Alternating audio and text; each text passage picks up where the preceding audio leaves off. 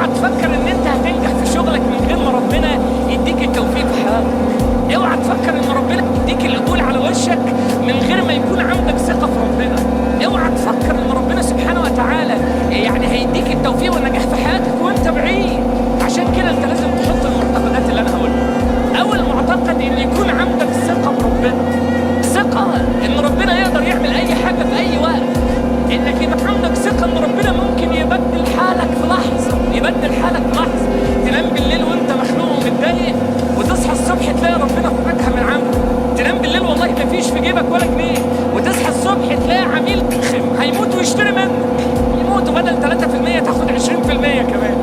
تنام بالليل والدنيا كلها مقفوله والناس مش معاك والشركه عندك بتقول انت لا مطرود، وربنا من فوق سبع يقول لك لا لا انت شركه تانيه تكلمك. يبقى عندك يقين وايمان ان المستحيل في عقلك هو سهل عند ربنا. المستحيل اللي انت شايف انه مستحيل يحصل لك سهل وهين عند ربنا. كل الافكار والاحلام اللي انت بتؤمن بيها وعايزها تحصل لك وشايف انها مستحيل سهله جدا عند ربنا. سهله يبقى معاك فلوس، سهله تبقى اشهر واحد في مصر، سهله تبقى اشهر واحد في العالم كله، سهله انك تعمل ده. كل اللي انت شايفه انه مستحيل سهله. امره اذا اراد شيئا ان يقول له كن فيكون.